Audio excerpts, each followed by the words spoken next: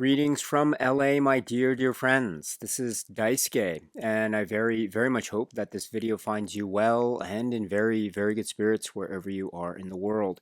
And today, if you don't mind, I would very much like to continue on with our journeys, our discussions, our discoveries, and our explorations with respect to the recent releases made by the Criterion Collection during this year of 2024. And that brings us to a title which actually already exists currently in the Criterion Collection physical media catalog at spine number 422. But this year, in 2024, the Criterion Collection has taken it upon itself to re-release this title, but this time employing the 4K digital restoration for purposes of the 4K UHD format, and also for purposes of aspect ratio, which we'll talk about a little bit later in this video. But I'm speaking of a work which is described as being from the year 1987, and the name of the filmmaker is Bernardo Bertolucci, and the name of the work is The Last Emperor.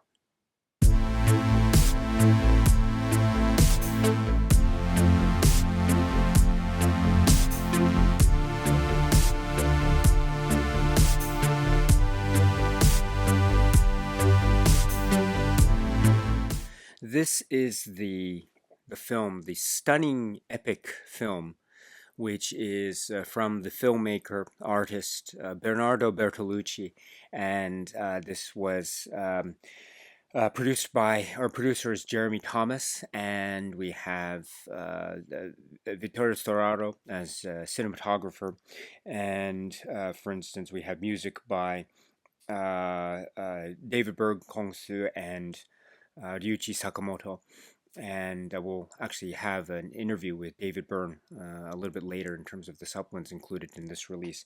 But speaking of Ryuichi Sakamoto, in terms of the cast of this film, we have, among other players of the great cast, we have Ryuichi Sakamoto and Maggie Han and Victor Wong and Ying Yo Chen and Dennis Dunn and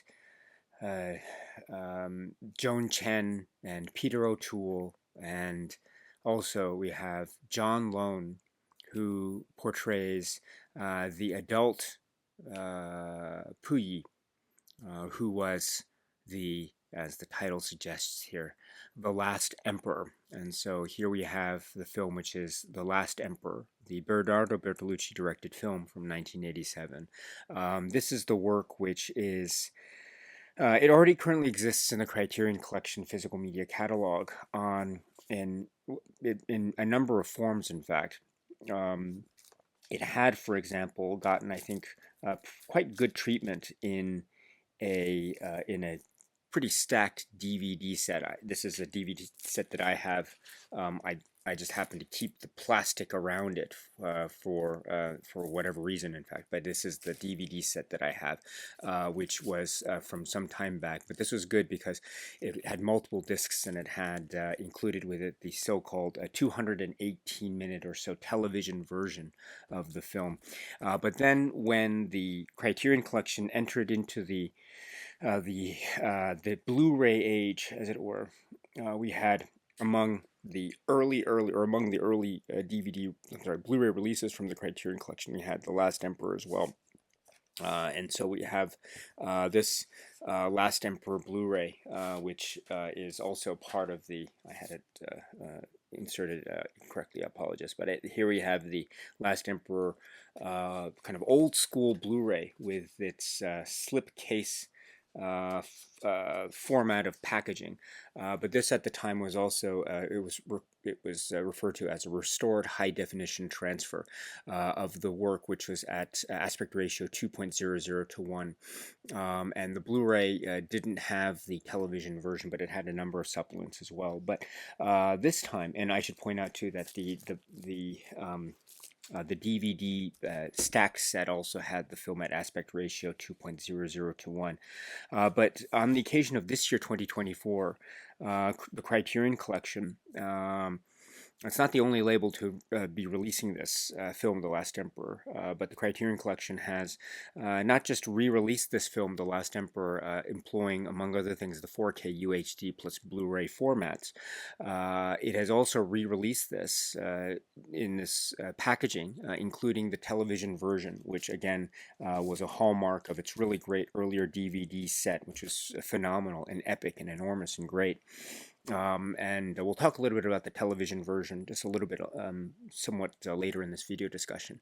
But the other thing too that is quite stunning about this is that we have this film now presented in what is described as a 4K digital restoration at the aspect ratio of 2.35 to 1. So this is, in fact, quite great news, and for people who are say curious about how The Last Emperor, the film, now stands in the capacity of the Criterion Collection physical media catalog. I mean, this is a really great release. This is a fantastic release. It's not the only release that has been made of this film, and so anyone who is wanting, say, a different version from a different label with different supplements to make it a more comprehensive collection of The Last Emperor and the releases and all the supplements that have been made and about it, documentaries, etc.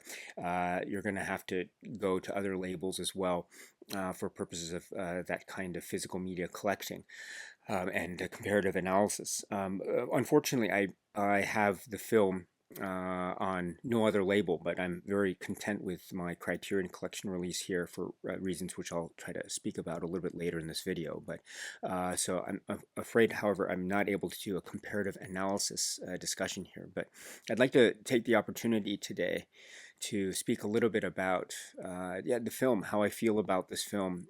It's a film that actually means quite a lot to me, and it's a work where it came about in the late 80s, obviously 1987, and I was born in 1979. I never saw this film in the theater, but it created such a buzz. I remember I have memories as a kid in the house where my parents, maybe after having seen the film, they were just raving about it, and it was a sort of critical, and it was a critical success. And as far as I could tell, it was a film that was, at least from my parents, it was a kind of must-see film, and they absolutely were, I think, enchanted by it and adored it and really swept up by it and very moved by it as an epic piece of entertainment that was very beautiful to look at, and also really quite stunning in its scope and depth, and also the allure of the historical setting, and also the depiction of this central figure of the film. This is the figure of Puyi, who is, as we see from the early opening passages of the film, is essentially someone who is thrust in the midst of a kind of maelstrom or a whole swirl of movements in history that are in many ways things that are beyond his control. But when things are perhaps within the realm of his control, he may be forced to make decisions, or he might be actually quite a willing actor in making decisions that might have grave ramifications for not just China and the world, but also for his own kind of psychological state of being. And so it is a for again, in terms of my memories from the late 80s, The Last Emperor was a huge deal. And so when I was able then a little bit later to catch up with the film, I was a lot of the film's points and sort of historical references went way over my head, and I admit too that I'm not even now, or I've never been a great scholar or any expert in the history of China. But I do know a few points, and so as I gathered more information and as I grew up, it became a real interesting I became very curious to see how films like The Last Emperor would be depicting certain aspects of 20th century's Chinese history, through the lens of Storaro and the guiding directorial hand of Bertolucci. And it became therefore a very great kind of experience in terms of a grand, sweeping, epic scale entertainment that was telling a very compelling story, and also had the backdrop of Chinese history from the early 20th century and the essentially the end of the Qing dynasty in terms of the establishment of the Republic of China, and then into the Japanese military occupation and the wartime years, which led to some really which led to some really serious and grave and very, I mean, from a certain perspective, quite disastrous consequences for Puyi, leading to his positioning within the context of the struggle between Chinese nationalists and the communists. And then when there's a turn in the 50s and 60s of China, we also see how his life has been affected, and as he grows in years, we see also his observations of the changing world of now communist China under Mao Zedong, in sort of into his own sort of life's twilight. So that is the essential context of the film, one can say, and I feel comfortable saying it in that way because obviously he is an actual historical figure, and it is upon the actual historical figure's biography that this film is based. And so and it is, of course, a film, and it is a film that is told in a kind of really fascinating plot structure. And so therefore, when I was able to catch up with the film, as I say, a little bit later in my life, and then somewhat frequently over the years, I was always taken by, again, its wonderful mix of historical presentation, and also dramatic sweep. And that dramatic sweep is, I think, guided along so brilliantly by the way that the setting is handled. This, among other things, that this film is famous for, is the fact that it was, permitted to be having its many of its key location shooting occur within the Forbidden City, which is a big deal. And not just in terms of a kind of cinema based détente between sort of global cooperative film studio interests, but also in terms of the capturing of the period detail and just the decor and ambiance and setting that the Forbidden City really provides. In that, I think it's mentioned in some of the supplements and some of the discussions, that there's just some things that one cannot simply replicate in a studio, and just the grandeur and the grandness and almost the mammoth scale of the Forbidden City, which is such a key detail in the life of Puyi, especially in his early years, in terms of a setting and as well as a metaphor. It was impossible to replicate, and so you had to be there, as the saying goes. And so the film benefits from the permission of being able to film key sequences in and around the Forbidden City. So this was one aspect of it that was really quite engaging, and from a sort of marketing standpoint, it became it was looked upon as this interesting bridge, if you will, between various cinema artists from around the world, but of course focusing in on producer Jeremy Thomas and director Bernardo Bertolucci. But in any event, yes, this film, I think, holds or encapsulates a story that still holds a lot of great fascination. And as I think the brother of Puyi, Puche, mentions in one of the documentary supplements that are included with the Criterion release, and I'm paraphrasing, he surmises, I think very accurately, that maybe one of the reasons for the film's success is that it's one of the stories that, especially from Preach's perspective, this is a story that I think has a lot of, again, from his perspective, has a lot of appeal, and a lot of people, especially Western audiences, seem to have a great deal of curiosity about this type of story. The story about the emperor, the most powerful figure in China, who was essentially coronated at such a young age. It was about 3 years old upon the death of the then current emperor, and also the death of the empress dowager. And then this young boy, was all of a sudden thrust into the imperial limelight, as it were, and then from that point on became the most important figure in China, at least to a certain for a certain period of years anyway. But then from that position, he then ends his life in very, very, very humble circumstances. And so, what is the trajectory of this figure, this human being, this man who went from this position of being the emperor in the latest in the line of the Qing dynasty to being a humble gardener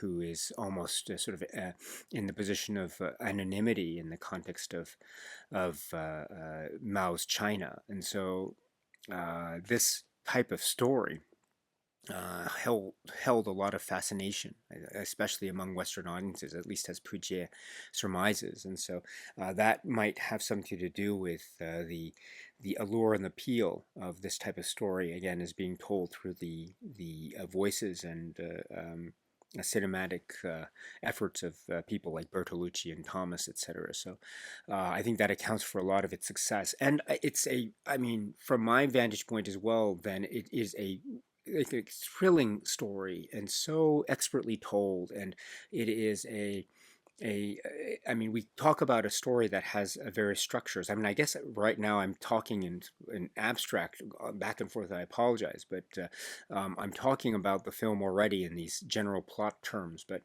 and it is based upon actual figures. It does take certain maybe liberties with regard to how events actually unfolded. I mean, it doesn't hold itself out to be a straightforward documentary per se, but it is a dramatic reinterpretation of certain events that are, I think, really interestingly paralleled. You know, we have one storyline that essentially opens up the film with Puyi, now the adult Puyi, who's played by John Lone, who is now captured and being interrogated in terms of sort of 1950s China, and the interrogation almost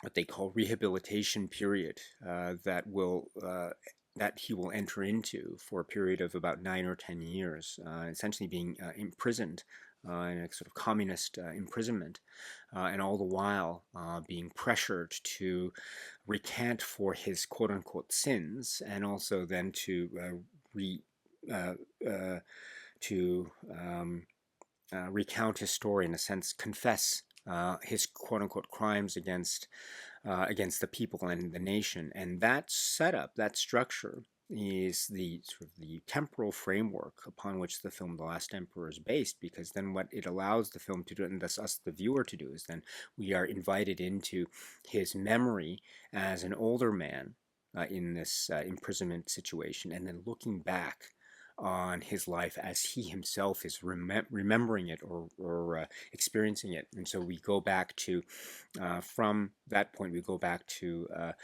early in his life, in the early part of the 20th century, when he was a boy, again, 3 years old, and just about to be, or then just becoming, the emperor, the latest in the Qing dynasty imperial lineage.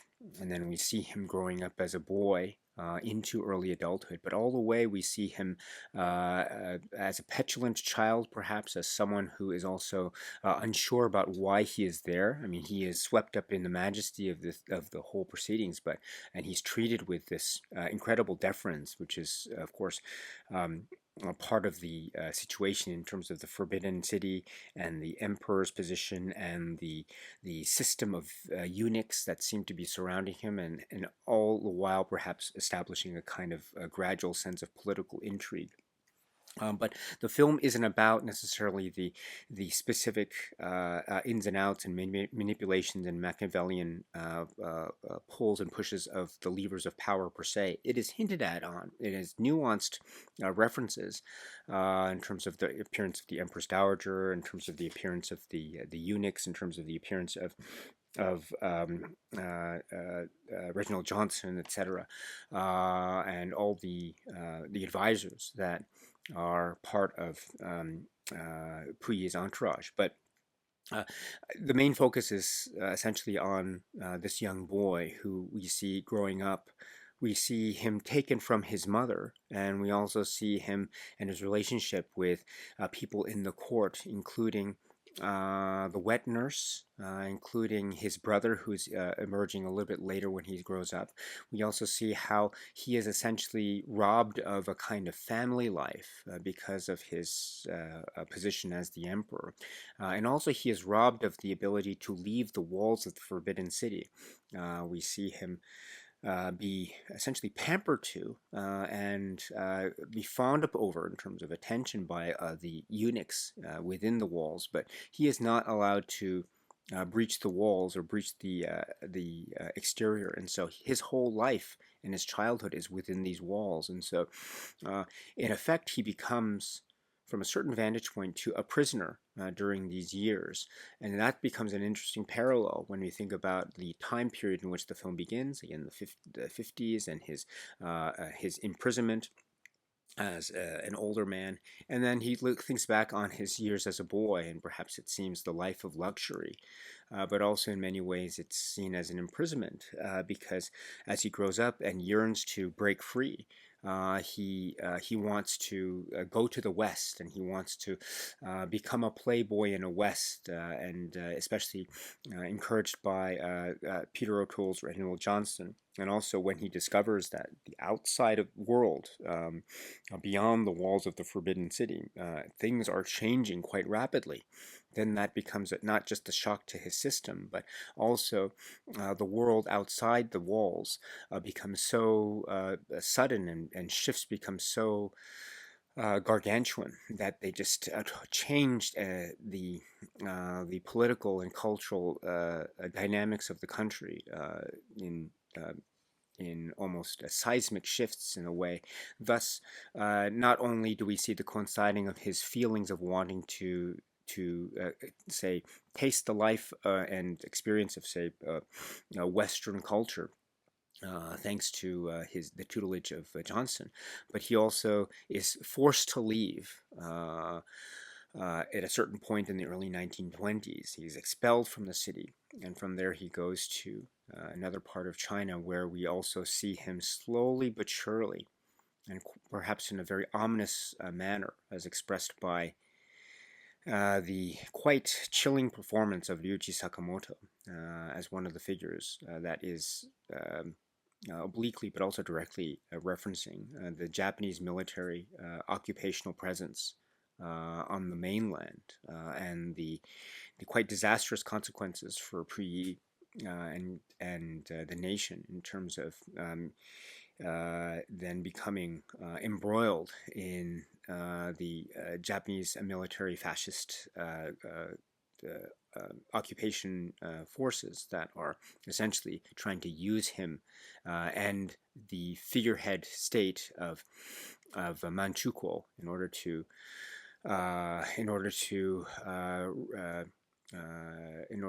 well, essentially give him the feeling that he will reclaim his lost throne of imperial throne of being emperor. After all, he was expelled from the Forbidden City, essentially expelled from the throne of the Chinese Empire, but then he sees an opportunity in Japan and Manchukuo to perhaps reclaim a kind of imperial glory, but it becomes a very disastrous situation, both politically and militarily, and then also quite personally as well, because all the while we see how the throes of history are taking its toll on Puyi and his, say, his own state of self, and also, for example, the relationship that he has with the empress, and also his consort, the close knit personal circles, and this is where you have some really great performances um, by uh, Joan Chen and others. Just seeing the excitement in the air, but also the enormous pressure that is on these people to the point where they begin not just to crack in terms of facade, but really uh, psychologically unbearable situations come to a head. And so, as we've seen throughout many of the depictions of the key points of Puyi's life, a lot of his personal relationships suffer. And whether or not he too feels the brunt of this is one of the great mysteries that I think the film explores with great sincerity.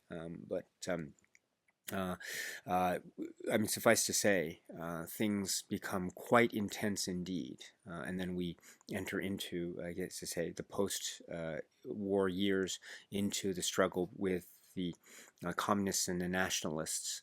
In particular, Puyi's imprisonment, which is also, again, the type of parallel temporal tracks, which you saw how the film structure opens, the film structure opens. And then we see how he grows into old age as the nation then swerves even further into a new trajectory upon, say, events that are alluded to, but are, I think, quite evident in a lot of the makeup of the film, the Great Leap Forward, and then the Cultural Revolution under Mao Zedong. So, and then we see Puyi again from a certain position in his life at 3 years old to another position in his life in the mid 1960s, a much older man in a much more different position than he was before, with all this stuff and all this baggage that has happened to him in between, in the interim. And so this is, in essence, a kind of presentation of the life and times of Puyi, the last emperor of the title, in this grand, sweeping, epic statement of a film that is continuing to be very enthralling, deeply moving, quite chilling, and very scary in a lot of places. There are some scenes, as I say, involving in particular Ryuichi Sakamoto and Joan Chen that are bone chilling. I mean, there's a scene, for instance, involving Joan Chen, whose performance is magnificent, and she's with some flowers. I think they're orchids, and what she does with the orchids in this, quite all of a sudden, it's really it's really a brilliant touch, and so perfect and so on point in terms of what's happening to her and her character. Um, and then this is, I guess, my way too of going into the performances of the film, which across the board are absolutely brilliant. From great performers like Dennis Dunn, who has a sort of key role, especially in the later years of Puyi, and then Victor Wong, who has a key role in sort of the earlier years of Puyi. And I mentioned Joan Chen and um, Maggie Han and oh my goodness, Yingro Chen, who plays a key role as well in terms of the imprisonment and the sort of debate and the quote unquote rehabilitation of Puyi. It's such a key role, and also his presence in terms of the pedigree and the legacy of his acting. It also carries a lot of weight with it, which is so great. And then kudos to John Lone, the great John Lone, who is very central. I mean, John Lone's performance is magnificent and it's epic. It's also very mysterious, and there's so much to do with his face and his composure. He is meant to represent someone who John Lone, I think, has described in some of the discussions as being himself. He's an imperfect man. He's maybe not necessarily a remarkably intelligent man or a remarkably politically astute man, quite an imperfect, flawed person. But there is or perhaps because of that, there is this humanity to his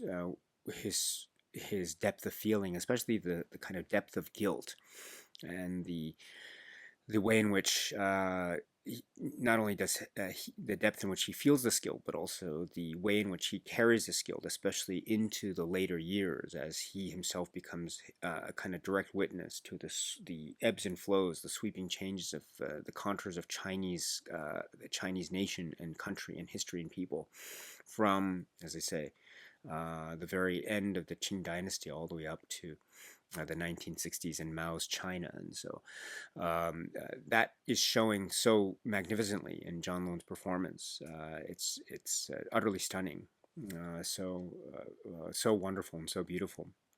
And then there are other contours of the film that are great. I mean, I mentioned Peter O'Toole, which is a great reference, which it's alluded to a little bit in some of the other supplements of the Criterion release. But just Peter O'Toole, in terms of his stature, there's in his depiction of Johnson, but also the reference to Lawrence of Arabia, and how this is very much like a sort of independence slash Hollywood epic of sorts, much in the line of, say, a Lawrence of Arabia. In many respects, I think that's very much the case, and I think Peter O'Toole's presence just is a wonderful reminder of this. So, and then again, the composition, the use of color and costumes, the way in which the detail, the period detail, comes through so brilliantly. The lighting style, Storaro's camera work is Storaro. I mean, it's one of the greatest directors of photography ever, and through work such as The Last Emperor, and you see it so magnetically, and with this degree of beauty and depth. So it's fantastic in the hands and the guiding directorial hands of Bernardo Bertolucci. And there is this sense of passion, and there's a sense of a type of swoon and tragedy, which I think are among the great hallmarks of Bertolucci's films. And that means that he always, I mean, in his works, especially those that have a historical context to them, I think perhaps most invitingly, I think, a film like The Conformist. We have this notion of sort of the ebbs and flows of a kind of historical pressure, and the film uses that as a means to have a kind of psychological or intimate portrait discussion or exploration, which I think ultimately The Last Emperor is. I mean, we have ultimately the Chinese history depiction in this film as a means or window through which we are permitted as viewers to take part in this examination and exploration of these characters, and specifically this one character, and how he must be feeling, if anything at all. And so I think that's the stuff of among Bertolucci's great strengths, and it certainly shows in one of his best works, in my opinion, The Last Emperor, which is right here. And so this Criterion release is it's really quite astounding. It's great to have this release in 2024. In many ways, it's, I think, a great. It's great to have it back. It's always been there, I suppose, but it's great to have it in this new version.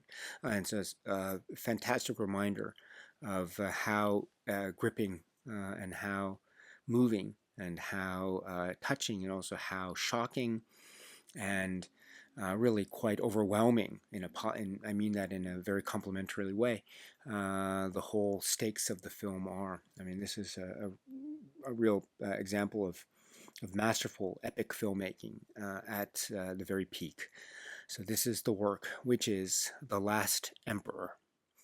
The Criterion Collection has re-released this film, The Last Emperor, courtesy of this new release in 2024, which is what I have here in front of me, which is the 4K UHD and Blu-ray combo edition of this film, The Last Emperor, the theatrical release of this film, plus we have the film, the theatrical version of the film on 4K, which is what 165 minutes.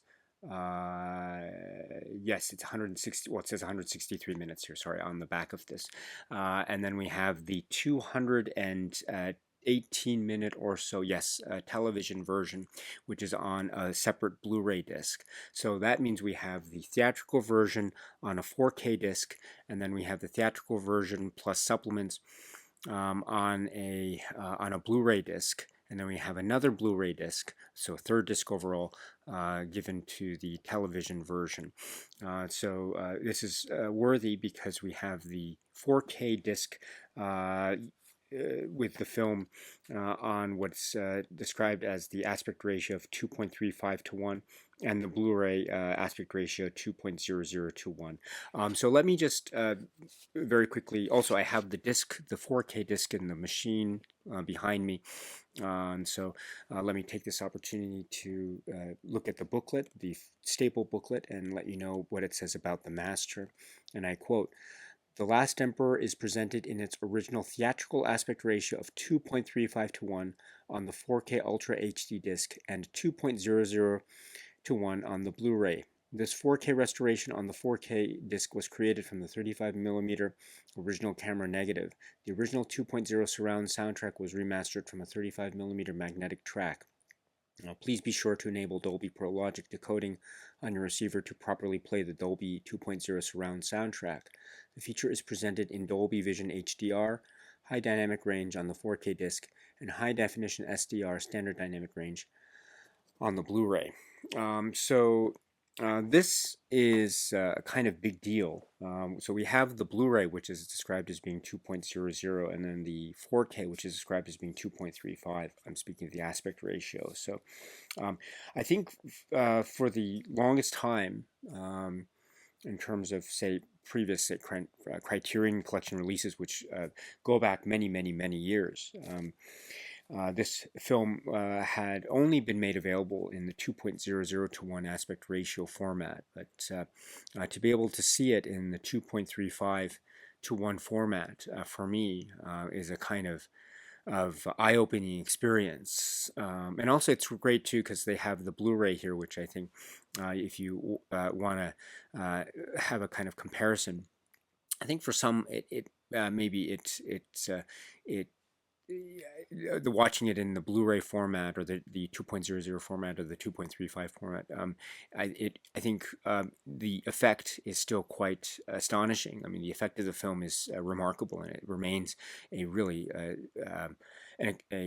a beautiful and extravagant and poetic and very moving film. I think regardless of whether one watches it in one format or the other. So I don't think there's any kind of there's sort of I think the effect is generally speaking still preserved.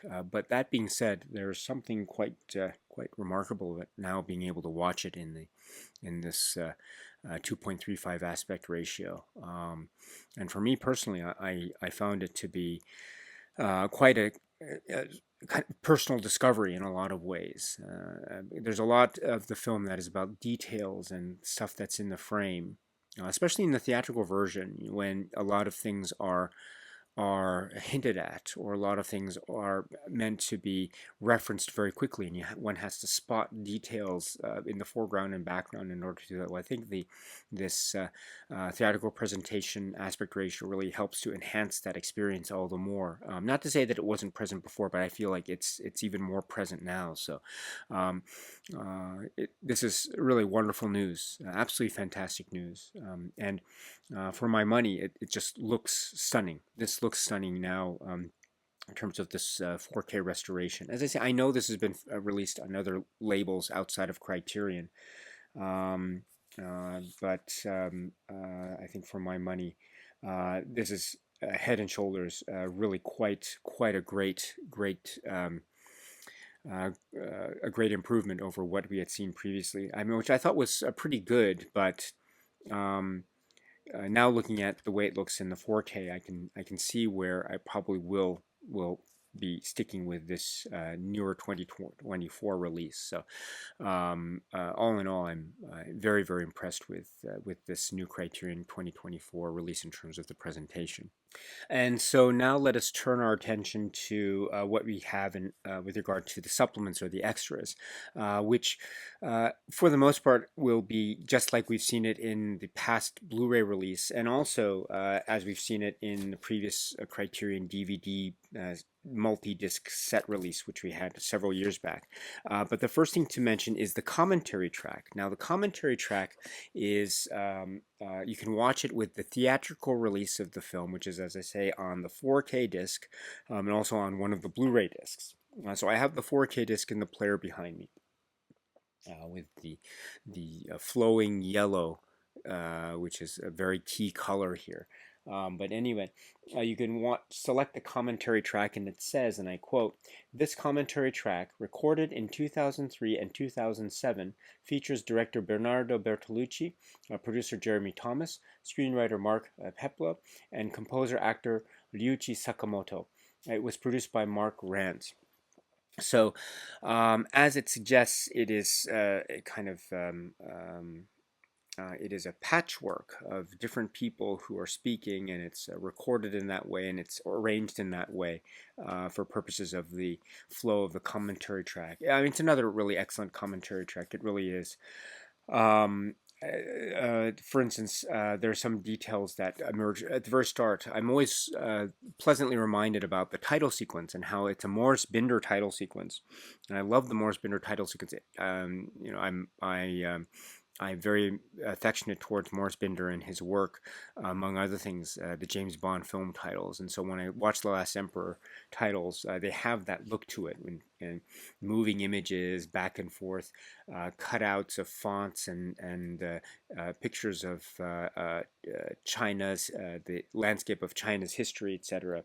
It's great, and also the music, and we'll talk about the contributions of people like David Byrne, etc. in a moment. But great contributions. But there is this way Bertolucci and Thomas do mention to the possibility of this becoming. At one point, it could have been a multi-part TV miniseries or something, but it ended up being a feature film, and so that gave the opportunity for people like Mark Peploe to really try to not just I mean, you had to condense the nature of the film because there's only so much of Chinese history that one can say in, say, a 2.5 hour film, of course. But the idea too about pacing and economy, cinematic economy, and what to tell and what to refer to, etc., and this became part of the calculus of people like Peploe and others, and Bertolucci and others. And I think they achieved the result, uh, uh, in a genius fashion. I mean, I think the theatrical version of this. We'll talk about the television version in a moment. I do admire the television version in a lot of respects, but for me personally, it'll always be the theatrical version. Just there's a pacing, there's something about the way everything feels just right, and it's timed just right, and it's the version that I'm used to the most. So, and then too, Bertolucci and Thomas and Peploe and others talk about shooting in the Forbidden City.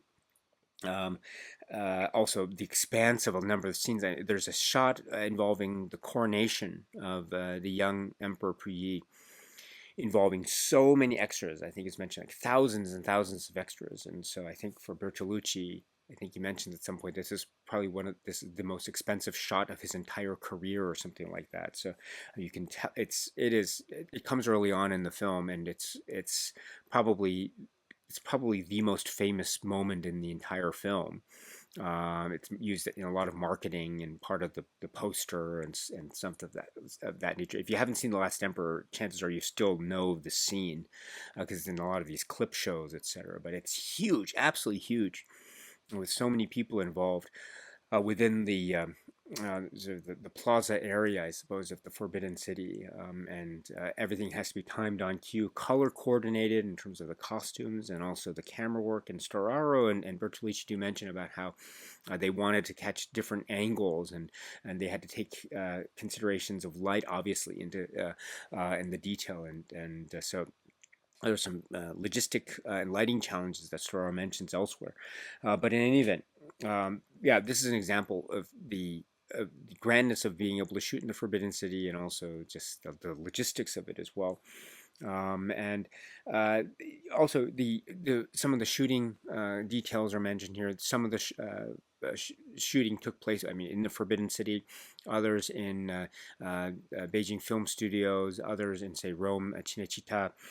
Um, and then the casting too. I mean, this is the story was about a number of historical figures: Puché, Puyi, and in particular Puyi. One of the things that Peplo and Bertolucci were considering, and they maybe chose not to go too far with it, but they did consider aspects of, say, Puyi's own personal life and his own intimate feelings and what he must have felt with the various relationships that he had throughout his life, and so perhaps an examination of his sexuality, especially in the context of, say, his growing up within the walls of the Forbidden City, his relationship with Armo, and his relationship with Johnson, and also his relationship maybe with the eunuch society that was a large part of his early childhood and adolescence and early adulthood, and any kind of connotations that might have had carried with it in terms of sexual intimacy nature. Well, Bertolucci and others in the commentary track said that it was part of the calculus, but it wasn't. They decided not to necessarily explore that explicitly in the film, but there are suggestions or hints that are a part of the Puyi story here, and also to the politics of the eunuch society. I mean, this is also there are some references that are direct. There are also references that are somewhat oblique and nuanced. Although you get some more direct references, there's more of a backstory aspect of this. When you get to some scenes in the television version that don't appear in the theatrical version, which, for my money, those are some of the areas where I think the television version is really, really fascinating. Um, and Anyway, I'm sorry. So going back to the commentary track, I mean, it's going over so much here. I mean, the appearance of Peter O'Toole, the references to Lawrence Arabia, which are without doubt so key. Also, Reginald Johnson, the one of the bases of the script was Twilight of the Forbidden City, which is also a key kind of plot point in the film, somewhat later in the film in particular, and also working with um, the Joan Chen and Vivian Wu and Ryuichi Sakamoto, Maggie Han. And also there's a detail about the filmmaker Chen Kaiga, which is also very interesting. And Bertolucci, I think, makes a reference to Chen Kaiga and his acting, and also a little bit later in terms of a film directed by Chen Kaiga, which is called Farewell, My Concubine, which also, by the way, happens to be in the Criterion Collection physical media catalog. And also in Farewell, My Concubine, there is a reference or mentioning of The Last Emperor in one of the supplements there. That's sort of one-on-one discussion between two experts on Farewell, My Concubine for that Criterion release. So it's an interesting mutual exchange relationship between The Last Emperor, Bertolucci, and Chen Kaiga and Farewell, My Concubine. Yeah, there's so much to say about this. Gosh, what else to say? What else is? Oh yes, about the commentary track. We have uh, um, the there's a really great performance by an actor named Rick Young. He's referred to in the credits as the interrogator. He's very crucial. Um, I mean, he doesn't appear in the majority of the running time of the film, but he's crucial in the interrogation scenes during the imprisonment period of Puyi, and he is a really and I think he's a great example of just casting perfection across the board. I think his role is fascinating, and it's commented upon in the commentary track. I think what's interesting too is that um, Bertolucci refers to the fact that he could make he could portray a great Mao Zedong. Well, in fact, Rick Young did portray Mao Zedong, I understand, in a film directed by, I think it was Oliver Stone, which is called Nixon. So that's interesting. But I think his role is so great. There's a way in which the interrogators were Rick Young's performance. It shows a kind of of aggressiveness that is quite threatening, but there's a kind of turn in his performance that really humanizes it. It's stunning, and it's an example of where even the quote unquote minor roles, in terms of running time, get so much room to grow and breathe, which I admire so much. I think that's one of the great strengths of the writing and the balance of all the stories in this film. Fantastic. Um, and Oh gosh, what else to say? Yes, in terms of design and lighting choices and Storaro's work, of course. Also, Sakamoto, I mentioned to Sakamoto, Ryuichi Sakamoto is featuring in this commentary track as well. And to hear his comments, it's great. He talks a little bit about his working on the film in terms of the music, and he says he didn't necessarily know what the other musicians were working on until he heard it. And I think David Byrne mentioned something quite similar. And David Byrne, one of the other commentary supplements to this, in an interview, he says how he was working on the music, but he didn't know what the others who were commissioned to do the music. He didn't know what they were doing until he actually heard the final product, and so that was interesting. Of course, they came to great critical and award season success with this. But Sakamoto mentioned something interesting too, because he also appears in the film in one of the key roles, Amakasu, and one of the pieces of direction that he received from Bertolucci was, "Don't smile until the shooting is over." And so that you can tell in his performance, it's a smileless performance if ever there was one. But in many ways, it's so pitch perfect to what the character is, and the kind of chilling, quite frightening nature of his positioning, and the grave ramification that it will have for Puyi and company. So anyway, this is a a great piece of direction, and I think it's an example of again how Bertolucci directs. He focuses on these details that enhance the sort of overall arching psychological nature of the characters. So. Um, and he talks to a little bit, Sakamoto does, about the way in which his character's arc would end. Let me put it that way. There's one way in which the character's arc would end, how it was written on the page, but then Sakamoto wanted to have a different type of ending, which is also slightly different from the actual historical figure of Amakasu. But in any event, that's an interesting back and forth between him and Bertolucci that he discusses here. And also he mentions other works by Bertolucci, in particular Novecento, 1900, which is also, I mean, I feel neglected to mention earlier, but that is perhaps also another key work by Bertolucci, which is suggestive of a kind of human psychological portrait at the very heart of the sweeping change of history all around them. And so in many ways too, I mentioned the conformist, perhaps Novecento is also the closer antecedent to The Last Emperor. But in any event, yes, I'm glad Sakamoto mentioned it in the commentary. And of course, there's mentioning too by Bertolucci of the performance of John Lone, the great performance by John Lone. And also Jeremy Thomas. How Jeremy Thomas, he was working a lot with. I mean, Jeremy Thomas is one of the most famous producers here, The Last Emperor, and also with his own Sakamoto connection with A Merry Christmas, Mr. Lawrence, and Oshima, etc. So. And too with other filmmakers like Kitano, etc. But in any event, this is another great producing effort from the legendary producer Thomas. So, all in all, this commentary track, which has been made available in past Criterion releases, is still being made available now. And it's a great it's a great inclusion with this release.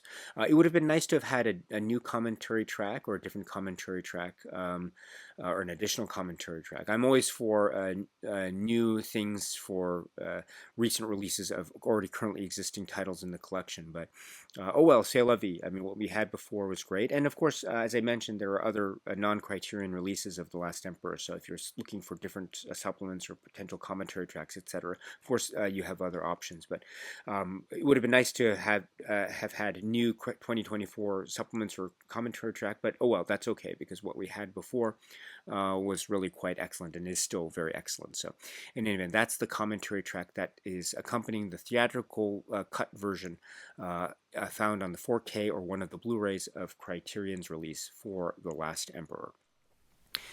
Next, what I've done is I have taken out the 4K disc and I've put in one of the Blu-rays for this release of The Last Emperor. And the Blu-ray that I've put in is the television version, and this is hopefully my way to try to talk about the supplements, because one of the great things about this new 4K Blu-ray release is that unlike the previous Blu-ray release, but similar to the previous DVD release from Criterion of The Last Emperor several years back, we have now the inclusion of the TV version, which is, as I say, 3 hours plus, nearly 4 hours. So 220 minutes or 218 minutes. So I think it's really great to have. I think at the end of the day, probably I will err towards watching the theatrical version more than the television version. I'm just used to the theatrical version more. But I do want to point out that the television version inclusion is wonderful. There are moments and episodes that are part of the television version experience that really go towards enhancing a lot of the character background that you get a hint of in the film version, but some of the details emerge that are really fascinating. The pacing then is affected, of course, because by virtue of inserting some of these additional scenes or additional subplots, the initial, say, theatrical version pacing is altered. And for some, that might be a negative thing. And for others, right, one might prefer the pacing of one version over the other. And I totally get that. But if anything, this idea of curiosity as to, say, the background depth of other characters, but also maybe for others too, maybe the television version is the preferred version. So in any event, you have the choice of deciding for yourself which you prefer, because now you have this television version for you to enjoy. As I say, what's great about the TV version is you have the some of the background details becoming significant subplots. Like, for instance, the background about one of the key characters early on, Armo, or maybe there's some details about the Dennis Dunn character, or there's some further expansion of the Forbidden City imperial palace intrigue and the eunuchs, and whether or not they are essentially skimming from the top, in a manner of speaking, and taking advantage of their situation to try to further their own individual, say, finances, taking advantage of the seeming almost lack of knowledge on the part of Puyi and his vast expense sheet and assets in the Forbidden City, etc. So there's a little bit of a palace intrigue that's also included there, as well as other details. So it's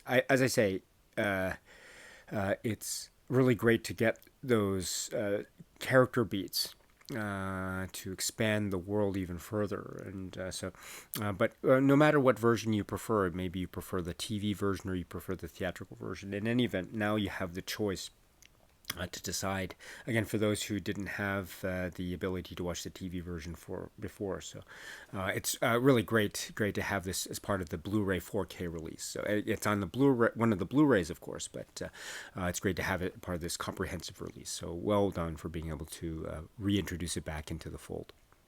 And so now what I've done, my dear friends, I've put the other Blu-ray in the player, which is the Blu-ray corresponding to the theatrical version of the film. So that's we have 3 discs overall, 1 4K disc, and then 2 Blu-rays. So I have the Blu-ray, which has the theatrical version, which you can watch with the commentary track as an option here, which we've discussed earlier in this video. And then also we can take the opportunity to look at the supplements. So, as I mentioned, this is a release that has a lot of supplements, one being the commentary track accompanying the theatrical release, other being the television version, which has its own Blu-ray disc, and then other supplements which can be found as supplements in the supplements menu of the theatrical version of the Blu-ray theatrical version, so which is what I have here. So let's select that. And the first one, and these are the supplements that we had in the previous Criterion releases from some years back. So they're being carried over here. The first one is the 53-minute supplement, which is called The Italian Traveler, Bernardo Bertolucci. This is a kind of, well, let me read what it says here, and I'll press it, and I quote, "In 1984, after his project Red Harvest fell through, Bertolucci made the decision to go east instead of west, which led him to China and the making of The Last Emperor." This 53-minute film by Fernand Moskowitz, assistant director on The Last Tango in Paris, explores the director's journey. So this is an interesting one. It's one half of it, one can say, is Bertolucci, and we see him walking in various areas, his own almost poetic musings of sort, which he speaks. Other times it's a voiceover. It has an interesting effect. You know, it's quite an interesting sort of portrait of the artist. There's some focus, especially in the first half, on some of the actors that he meets along the way. I think we see, for instance, Jean-Pierre Léaud, Anouk Aimée, Dominique Sanda, etc. There's a little bit of discussion too of Red Harvest. There's actually some depictions of some scenes from Last Tango in Paris as well in the first half. And then the second half can be said to be focusing in on China, and there's some scenes involving Peter O'Toole and his some on sort of behind the scenes footage, and of course focusing on The Last Emperor. So and here he has some philosophical musings about urban centers and the countryside, and sort of the philosophical and indeed political underpinnings that associate with both aspects. There's an interesting anecdote involving the nephew of Verdi and others. So, I mean, it's an interesting portrait. I mean, I wouldn't necessarily call it, for me. I mean, there are some aspects which I think are maybe more compelling than others. Let me put it that way.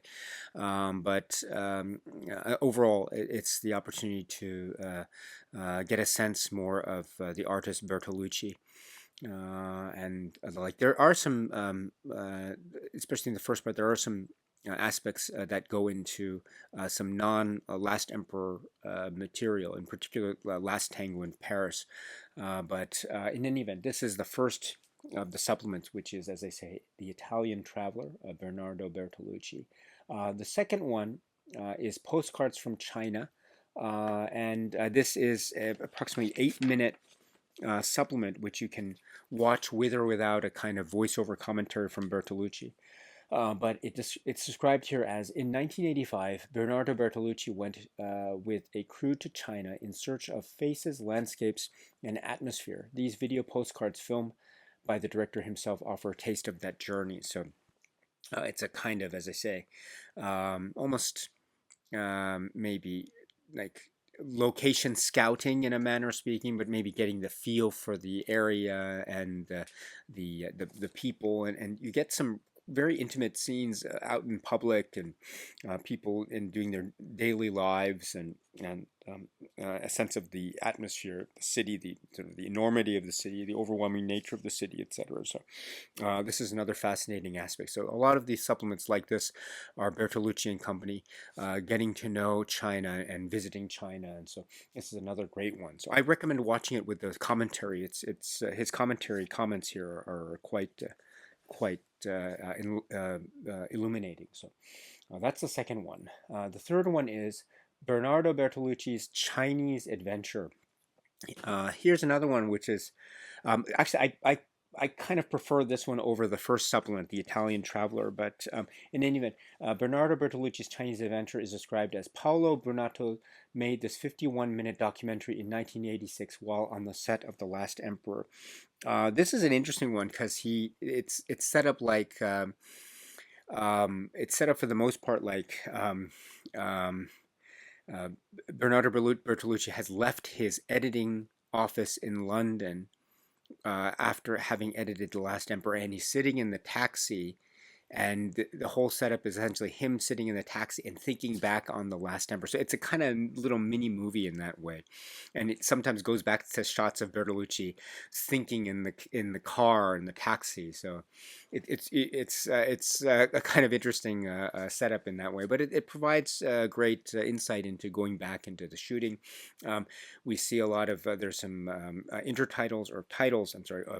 Overlay titles describing what some of the scenes are. Again, there's a lot of the scenes involving, say, the involvement of Peter O'Toole and Johnson and his interaction in terms of his scenes, the Forbidden City scenes, and Bertolucci trying to arrange this huge, essentially huge army of actors and crew. And also we see some of the crew who are speaking in Chinese, and they're shouting like almost like it's like a almost like it's a military drill in a manner of speaking. So that's also a fascinating detail. But and then also there's some insight into some of the editing choices. There's a scene with Bertolucci and his editor here, and we'll get more discussions from the editor a little bit later as well. But in another supplement, I think they're talking about one of the scenes early on too.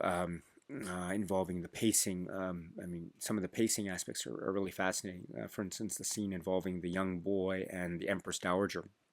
But with the editor, it's Gabriele Cristiani. So, and other aspects of his interaction with the cast and crew. So, this is the one I and also David Byrne, etc., and Sakamoto. Um, in any event, so this is, what is it that I say, 51 minutes. So I really like this one. Bernardo Bertolucci's Chinese Adventure, or he's in a taxi thinking back on the Last Emperor. So please check this out as well if you can. Next is Making the Last Emperor. And this is one I really like, which is The Last Emperor swept the technical Oscars in 1988. This 45-minute documentary features new interviews with cinematographer Vittorio Storaro, editor Gabriele Cristiani, costume designer James Atchison, and art director Gianni Silvestri, who worked closely with the late production designer Ferdinando Nando Scarfiotti. So this is 45 minutes. I really like this one. I really do. We have each of them discussing their various working relationships with Bertolucci on the film The Last Emperor, and some details emerge which are utterly fascinating. Like, for instance, the editor Cristiani talks about the close professional relationship that she has with Bertolucci. There's a little anecdote about how she felt the pacing, I think it was involving the character, the Peter O'Toole character, about how she felt a cut should have occurred at one particular moment. And Bertolucci was so almost heartbroken. He wanted the scene to go on, that shot to go on, but she felt the cut was appropriate. But then she put it back in accordance with Bertolucci's wishes. But ultimately, at the end of the day, Bertolucci ended up siding with her and agreeing with her. So it was sort of that roundabout a way of disagreeing with Bertolucci, but ended up getting to the point where they both agree. And so I think and you get a little bit of this in their back and forth discussion in the previous supplement, which is also fascinating. So, I mean, the pacing is really tight in this film, The Last Emperor, the theatrical version in particular. So, I really appreciate that.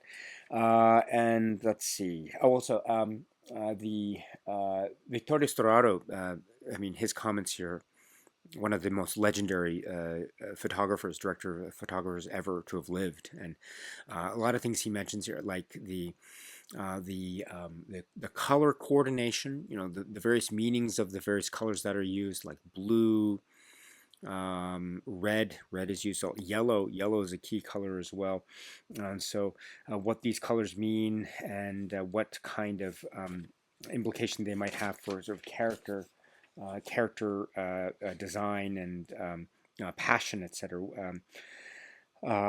And two, he talks about a sort of color scheme that is they're similar situated, but also quite starkly different from, say, an earlier Bertolucci film like The Conformist. So um, also, the costume, I should mention, James Atchison, in terms of the costume design, he's also really fascinating. I didn't know this, but mentioning the Emperor's Dowager scene, apparently the costume, it's so ornate and so beautiful for a key scene, essentially uh, having the young boy ascending to the throne of the Emperor. But the costume that she has essentially on her deathbed, a key scene in about 10 minutes into the film or so, um, it was so ornate and so heavy that apparently James Atchison had heard later that um, the actress who portrayed the Empress Dowager, who also portrayed the same personage in other films, by the way, but it was so heavy that she had to go into hospital. And I'm not sure if that's true or not, but in any way, it's an interesting anecdote if it were true. But it just goes to show just the extent to which that is so ornately or arranged and organized, and also just the detail having to provide costumes for all the extras in the scene and all the fixing the details of that as well. Also, by the way, that scene involving the Empress Dowager, there are some statues there, but apparently some of the statues were actually real people standing still, according to the supplement. So that was also very fascinating. Um, and my goodness, let's see. Also, just working quite in details on the script. Oh, Atkins also mentions a really interesting detail early on about how he was noticed by Bertolucci to begin with, because Atchison worked on, among other projects, Terry Gilliam's Brazil, and there's a character there portrayed by Ian Holm who's wearing a pinstripe suit, but pinstripes are usually or customarily worn with the stripes going on a vertical.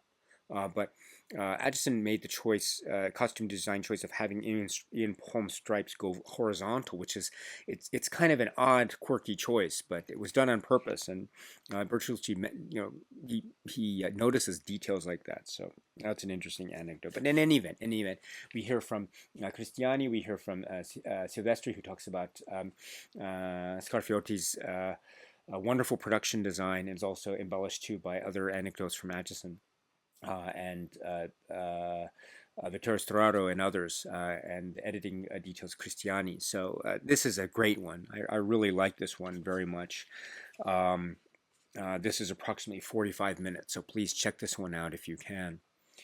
Next is the South Bank Show. I was always a fan of the South Bank Show. I like this one. But this is a 66-minute episode of Britain's The South Bank Show, shot on location in Beijing, explores Bernardo Bertolucci's creative process in the making of The Last Emperor.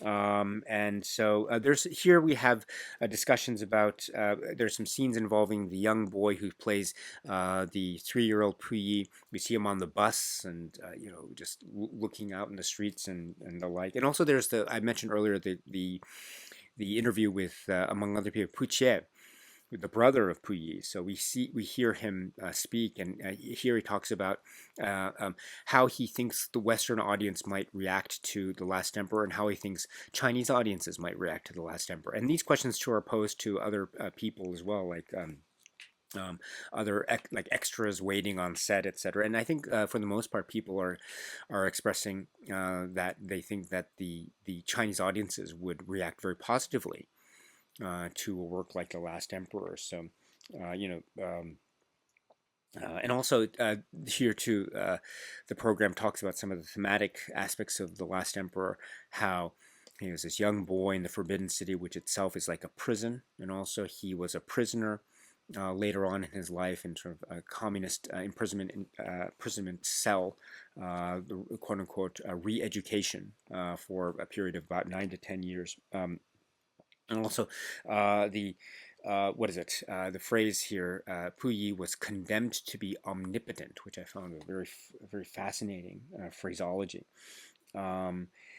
And this idea of some mentioning Peter O'Toole and John Lone, etc. So this is a great one. I'm always a fan of South Bank Show episodes, so it's great to have this. Again, this is about an hour and 6 minutes, so please check this one out if you can. That's not all, because then we have next David Byrne. This is great. One of the musicians who is involved in the score. And this is, what is it, 25 minutes, right? So it says here, this 25-minute interview with composer David Byrne was recorded exclusively for the Criterion Collection in November 2007 in New York City.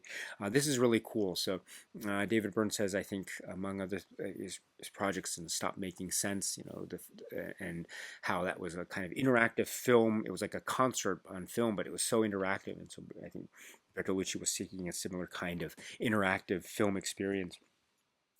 Talking about the work that he did in the music, and trying to get some cues and inspiration from Chinese music that he was trying to get maybe locally, but then he tried to get from China itself. And so he made a lot of discoveries, which he then tried to incorporate in a lot of the works that he did. I mean, his contribution is it's off the charts, absolutely brilliant. From kind of opening theme, and what's so remarkable too is how much it incorporates with the other work of the other composers, Kongsu and Ryuichi Sakamoto. And he mentions too how he has a certain style, and he breaks down some of the style and how he tries to incorporate aspects of maybe certain instrumentation to embellish some of the scenes, especially early on. And then and he's very humble about his own music. I mean, his contributions are absolutely excellent, but he speaks about how humble he is, how hard it is to listen to his own music on the one hand, but then when he heard, say, Sakamoto's themes for the first time with this orchestral rendition, and he thought, oh my goodness, this is so beautiful. So he's also very giving as an artist, and very modest too. But it's great. It's so great to hear David Byrne's discussions here. He talks about Puyi as a kind of petulant brat, not necessarily the most sympathetic of characters, but that also, I think, served a great purpose from an artist's perspective. You can have a certain distance as well, which sometimes is important to get into their actual the intimacy of the story. So. This is great. So the discussion with David Byrne, classic stuff, approximately 25 minutes. So please check this one out as well if you can. Um, and next up we have Beyond the Beyond the Forbidden City, excuse me, which is a wonderful supplement. I think it's also one of my favorites here. And it's approximately 45 minutes, and it says, and I quote, "In the first half of the 20th century, China was plagued by constant violence, both internal and from foreign powers." Here, cultural historian Ian Buruma briefly examines some of the key events and figures concurrent with the life and reign of Puyi. So this is really great. It's a historical it's a history lesson about the scope of Chinese history, again, from the end of the Qing dynasty up to the coronation of Puyi and the brief reign of Puyi as emperor until the establishment of the Republic of China, and then the end of Puyi's exile from the Forbidden City, and then his exile to Tientsin, and his engagement and being embroiled with Japanese forces, and then the war years, and then post-war years, the nationalists and the communists, and then Mao Zedong, and all the while what is going on with Puyi along the way. So this is great. I mean, I always love it when Criterion is able to provide historical context in this way, and so I would love to see this type of supplement with all the Criterion releases if that were possible. But this is really great. It's very well expressed, and there's some title cards that introduce the section, and then Ian Buruma then talks about with detail about that particular period, and then goes into another chapter of the history. So very well organized. And he talks too about Sun Yat-sen, regional factionalism that occurred during the Republic years, and this tug between the sort of a sense of nationalism, and the Qing dynasty is also a part of the in terms of Manchu culture, and how that might have some bearing in with respect to how Puyi responded to um, Japanese forces in Manchukuo, etc., which are very sort of controversial points and very turbulent period of history.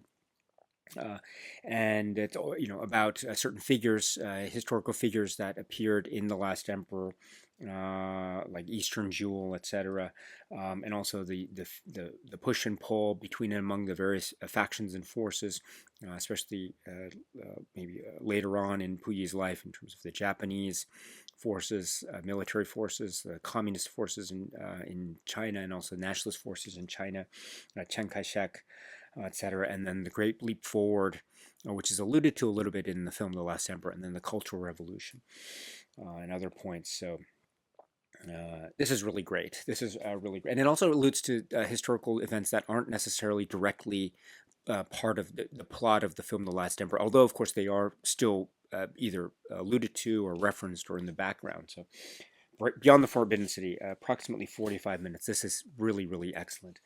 One of the best. Next, we have The Late Show, Face to Face. This is approximately 30 minutes. I love this one. I'll explain in a minute. But in this 1989 episode of the British television arts magazine, The Late Show, Face to Face, host Jeremy Isaacs talks with Bernardo Bertolucci about his Oscar for The Last Emperor and his formative creative influences. I mean, this is fast. It's kind of Bertolucci in this darkened room with sort of a spotlight only on his face, and you see the interviewer. You don't see his face; his back is to the camera. But it's a really fascinating one. Some of the line of questioning is involving Bertolucci and his influences, his parents and his father, and the way that the film movements like the Nouvelle Vague really affected him and influenced him. He had a great working relationship with Jean-Luc Godard, which kind of soured over the years, and he expressed a little bit as to why. And he talks about the politics of the countryside, and especially in the 40s and 50s, which became maybe a little bit an explanation as to where his politics lie, and maybe a possible interpretive stance that one might take when viewing films like Novecento and The Last Emperor, etc. And like, there's also a kind of interesting anecdote. When he won the Oscar for Best Director for The Last Emperor, he said, kind of famous or infamous quote or something like that. He said, if the New York is the Big Apple, then for me, Hollywood is the Big Nipple. And so he was explaining early on in the interview. The interviewer says, what, in his very in his wonderful accented voice, he had a very serious tone. He said, "What did you mean? What did you mean when you said it was the big nipple?" So he goes into this thing, this kind of the way that the Bertolucci, excuse me, sort of infuses imagery of physical sexuality as a kind of way of expressing how much he felt that there was a lot of how should I put it, sustenance, as it were, from his viewpoint, especially being lauded, showered with much laudatory attention from the Academy Awards, because this film got a lot of Academy Awards attention that night. So, but in any event, I thought that question and the way it was asked was very funny. But in any event, The Late Show, Face to Face, approximately 30 minutes. So please check this out if you can. And then the wealth of supplements is concluded and rounded out with the trailer, which is really great. So, yes, so this is the setup of the supplements, again, carried over from the earlier Criterion releases. So we don't get anything new. It would have been nice to have had something new on the occasion of this 2024 release, but oh well. C'est la vie. This is truly, again, this is a great release overall. It's great to have it reemerge again. I mean, we've had previous releases from it in the past, several years back, from Criterion, as I've mentioned before. But it's great to have it here again. I don't speak Mandarin Chinese, but there's one phrase that I learned, which is "Hao Jiu Bu Jian," I think. So. It's great to see this. I mean, it's always been there, but a long time no see, in a manner of speaking. So in any event, Yeah, I'm very glad for the supplements, and it's great to explore these again, including the commentary track, including the television version, and this wealth of supplements and extras from the Criterion Collection. Now let me conclude my discussion of this new Criterion release of The Last Emperor, and that means I'd like to focus on the contours of the physical media release itself. This is in the plastic case, 3 discs.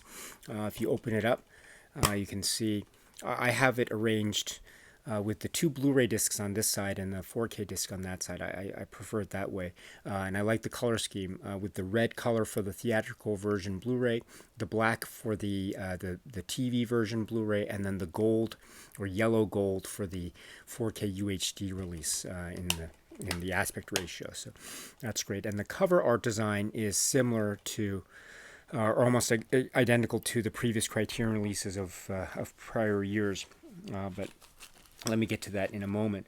The booklet is also something to be great. It's almost identical to what we've seen before, but this is the booklet for this new 4K UHD release.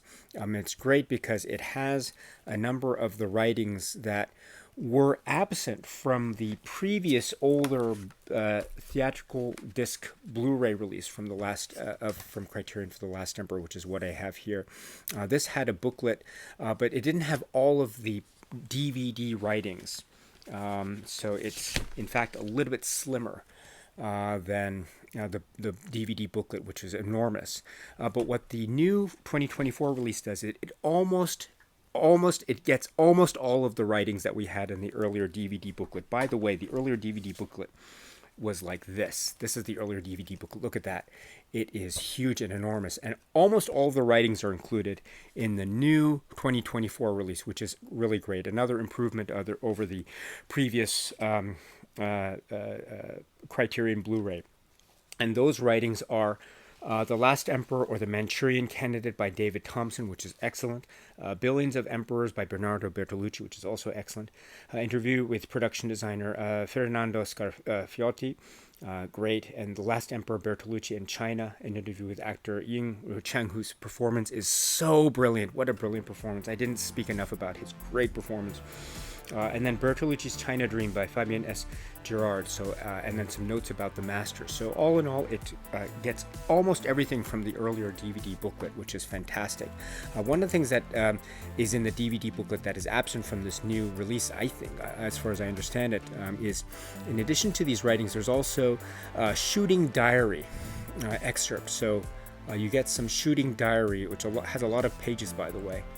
In the earlier DVD booklet, which I don't think we get in the new 4K release booklet, but oh well, c'est la vie.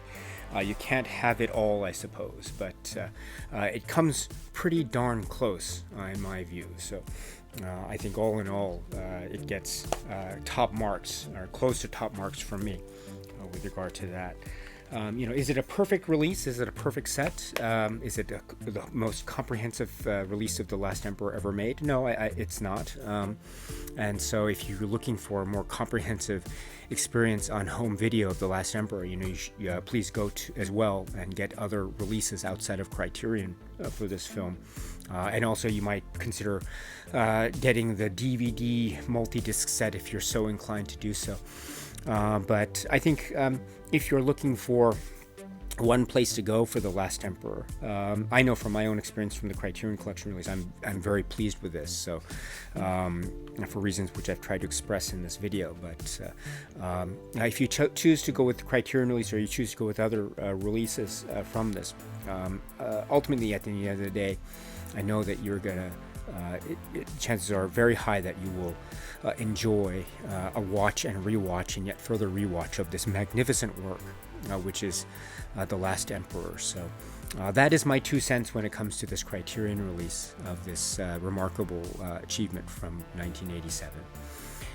All right, my dear friends, so that's it for now. And so until we meet again, please be happy and healthy and well. And please keep on watching a lot of great movies, including The Last Emperor, including other works by Bertolucci, including other films in the Criterion Collection, and beyond.